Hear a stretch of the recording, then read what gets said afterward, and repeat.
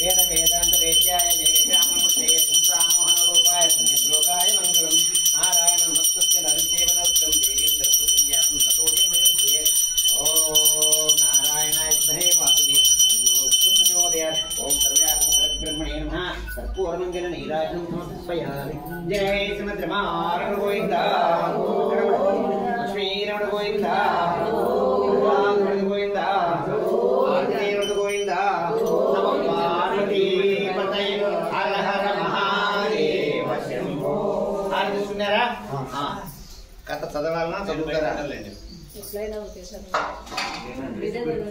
కూర్చోబెట్టుకుని పౌరాణిక కథలు చెప్తూ ఉంటాడు. వాళ్ళందరూ కలిసి భూలోకంలో అతి శీఘ్రంగా ఎటువంటి వాడైనా సరే ముక్తి పొందడానికి సరైన మార్గం చెప్పండి సులభమైంది అంటే అప్పుడు ఆయన చెప్తాడు. ఒకప్పుడు నారద మహర్షి భూలోకం అంతా తిరిగి ఎక్కడున్న దుఃఖాలతో బాధలతో రోగాలతో దారిద్ర్యంతో అనుభవిస్తున్నారు చూసి ఆయన మనసుంతా కలిగి అయ్యో వీళ్ళందరికీ ఎప్పుడు సంతోషంగా ఉండేది, వాళ్ళు ఎప్పుడు ముక్తి పొందుతారు, ఎప్పుడు వాళ్ళు దైవాన్ని పొందుతారనేటువంటి ఆలోచనతో శ్రీమన్నారాయణ దగ్గరికి అక్కడికి పోతే శ్రీమన్నారాయణుడు వైకుంఠంలో ఆయన ఉంటే నివాసం వైకుంఠమే కదా, వైకుంఠానికి పోయినాడు.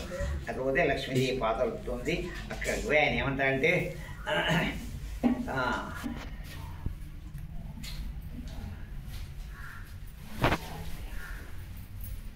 మనస్సుతో పలకండి ఊహించుటకు గాని వాక్కుతో వివరించి చెప్పుటకు గాని శక్యము గాని అతీతమైన రూపము గలవాడా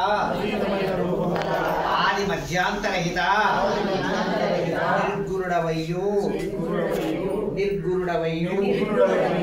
సగుణాత్ముడమైనటువంటి ఆది పురుషుడైనటువంటి భక్తుల బాధలు తొలగించినట్టే శ్రీమన్నారాయణ నీకు భక్తితో ఆయన నమస్కారం చెప్తానే అనగా ఏమొచ్చినా ఏ విశేషాలు భూలోకం నుంచి వచ్చిన అన్ని రోగాలు తిరుగుతుంటారు కదా, ఏమైనా విశేషాలు చెప్పంటే ఏముంది స్వామి భూలోకంలో అంత రకాల బాధలతో అనుభవిస్తున్నారు, దుఃఖాలతో ఉన్నారు, వాళ్ళకి ఏదైనా వాళ్ళు ఆ దుఃఖాల నుంచి విడిపడడానికి సుఖంగా జీవించడానికి ఏదైనా మార్గం ఉంటే చెప్పుకోని అడిగాడు. అంటే అప్పుడు శ్రీహరి చెప్పినాడు సత్యనారాయణ వ్రతం సకల దుఃఖం నివారించింది, సకల ఐశ్వర్యములు కలిగేది, అంతానుగ్రహం సర్వత్రా జయప్రదంగా ఈ వ్రతము భక్తులు వైశాఖ మాసం కానీ కార్తీక మాసం కానీ ఏదైనా సరే ఒక శుభదినం ఆచరించవచ్చు. కష్టము సంభవించినప్పుడు దరిద్రంతో బాధపడుతున్నప్పుడు ఈ వ్రతం చేయడం మంచిది. అంటే బాధల్లో ఉన్నప్పుడు బాధ విముక్తి కలుగుతాయి. ఏదైనా వివాదం కలిగినప్పుడు ఈ వ్రతం ఆచరించు అట్టి వివాదం తప్పగా చేయగలుగుతాం. నారదముని ఈ వ్రతమును శక్తి గల వారు ప్రతి నెలా చేయవచ్చు, సంవత్సరానికి ఉపమారణ చేయవచ్చు, ఎవరి శక్తానుసారం వాడు చేయవచ్చు. అయితే దీనికి ఏమేం తెచ్చుకోవాలా అనేటువంటి దాని గురించి ఎట్లా అంటే ఆయన చెప్తున్నాడు. పూజాస్థలను గోమయంతో శుద్ధి చేసి రంగుల చూర్ణంతో ముగ్గులు పెట్టి నూతన వస్త్రం పరిచి దానిపై బియ్యం పోసి దానిపై కలశించు. కలశం పైన వింటితో కానీ రాగితో కానీ సుధగ ఇత్తులతో కానీ మట్టితో కానీ ఆ విగ్రహాలు ఉండాలి. కలశం లోపత్వం చేయాలి. యథాశక్తి అన్నీ ఆశించు. కలశం మీద మరలా కొత్త వస్త్రం ఉంచవాలి. సరే మనం పూలదని పెట్టినాం సరిపోయింది. నూతన వస్త్రం సత్యనారాయణ వ్రతం ఉంచవాలి. తర్వాత ముందు విఘ్నేశ్వరుని పూజ చేయాలి.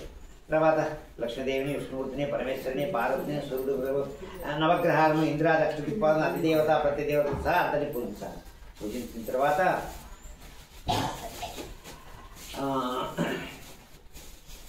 ఇది ఎవరు చేయొచ్చు అని అడిగిన 4 వర్ణాల వాళ్ళు చేయొచ్చు. స్త్రీలు చేయొచ్చు, పురుషులు చేయొచ్చు. ఈ వ్రతం ఆచరించు. బ్రాహ్మణులు కానివారు కూడా పౌరాణికంగానే వ్రతం చేయవచ్చును.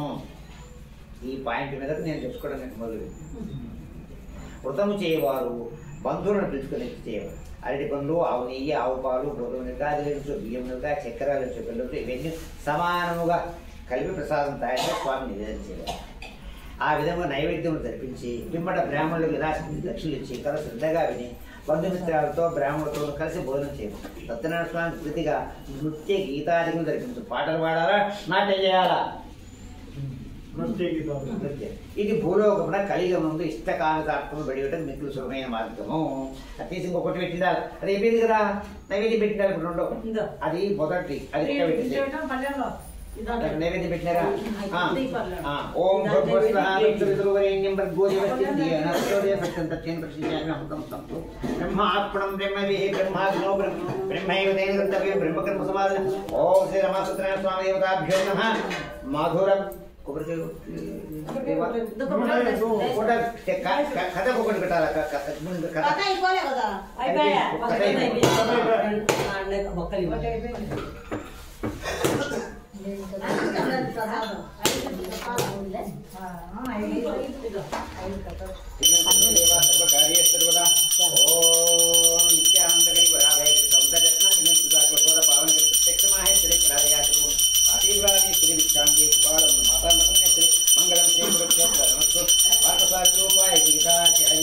మంగళం. ఓం సర్వబ్రహ్మణే నమః. నీరాజం సమర్పయామి. ఇప్పుడు రెండో కథ. ఓం వ్రతాన్ని గురించి చెప్పినావు కానీ ఇంతకుముందు ఎవరైనా చేసినారా? ఇది ఇంతకుముందు ఎవరైనా చేసినారా అంటే అప్పుడు చెప్తున్నారు. ఒక బ్రాహ్మణుడు బాగా చదువుకున్నాడు కానీ దరిద్రుడే, అన్నవస్త్రాలు లేక ఆకలితో బాధపడుతుంటాడు. భగవంతునికి బ్రాహ్మణులు అంటే చాలా ఇష్టం. ఎందుకు బ్రాహ్మణులు మిగతా వాళ్ళని ఇష్టం లేదంటే బ్రాహ్మణుడు వేదాధ్యయనం చేసింటాడు, సమాజాన్ని మార్గదర్శకం చేస్తాడు. ఈ పండగకు ఈ పూజ చేయండి, ఈ వ్రతం చేయండి, బాధ వచ్చింది ఈ ప్రదక్షిణ చేయండి, లేదు ఇంకొక కష్టం వచ్చింది ఈ నోములు నొచ్చుకోండి అని చెప్పేటువంటి వాడు సమాజాన్ని మార్గదర్శకం చేసేవాడు ఒక బ్రాహ్మణుడు. కాబట్టి బ్రాహ్మణుడు అంటే ఆయనకి ఎక్కువ ఇష్టం. కాబట్టి ఆ బ్రాహ్మణుడు దయదలిచి ఆయన చేసినాడు. ఒక ముసలి బ్రాహ్మణ వేషంలో వచ్చిన వచ్చి ఏమో నువ్వు ఎందుకు ఇట్లా యాచన చేసుకుని బతుకుతున్నావు అని. మరి నీవు వేదన నడుచుకున్నావి అన్నిటిని ఎందుకంటే ఇస్తున్నావు జరగడం లే, ఆ భార్య పిల్లలు పోషించడానికి గతికి లేక కథగాక నేను విషాదం చేసుకుంటున్నాను. అయితే నీకు ఒక వ్రతం చెప్తాను, వ్రతం చేసుకోవాలి. ఏమిటి చేయాలి? సత్యనారాయణ స్వామి వ్రతం.